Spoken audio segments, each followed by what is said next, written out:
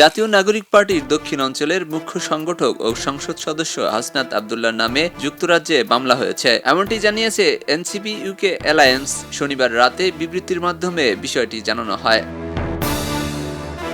UK alliance Facebook পেজে বিবৃতি প্রকাশ করা হয়। পাশাপাশি ইউকে অ্যালায়েন্সের সদস্য সচিব মোহাম্মদ এম হিমেল নিজের ভেরিফাইড ফেসবুক পেজে বিবৃতি শেয়ার করেছেন। বিবৃতিতে বলা হয়, যুক্তরাজ্যে আওয়ামী লীগ ও পতিত ফ্যাসিবাদ সরকারের সমর্থকরা হাসনাত আব্দুল্লাহ এবং তার সফর সঙ্গীর বিরুদ্ধে ধারাবাহিক অপপ্রচার ও হয়রানির পর এবার নতুন নাটক শুরু করেছে। তারা হাসনাত আব্দুল্লাহ, এহতেশাম হক, জাকির চৌধুরী, শাহিন আলম সহ আরও কয়েকজনের বিরুদ্ধে আওয়ামী লীগকে বেধড়ক পেটানোর অভিযোগ এনে থানায় মামলা দায়ের করেছে। এর মধ্য দিয়ে যুক্তরাজ্য পুলিশের মূল্যবান সময় নষ্ট করার অপচেষ্টা চালাচ্ছে।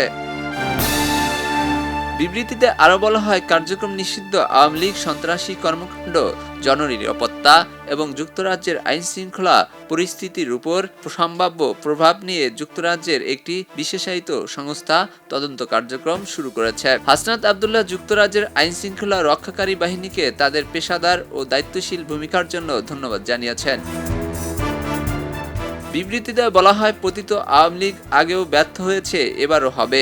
অক্সফোর্ড ইউনিয়নে হাসনাত আব্দুল্লাহর ঐতিহাসিক বক্তব্য যুক্তরাজ্য জুড়ে প্রবাসীদের সঙ্গে তার সফল মতবিনিময় এবং সহযোদ্ধাদের সঙ্গে সংযোগ স্থাপনের প্রচেষ্টা ব্যাহত করতে তারা বারবার চেষ্টা করলেও প্রতিবারই চরম ব্যর্থ হয়েছে।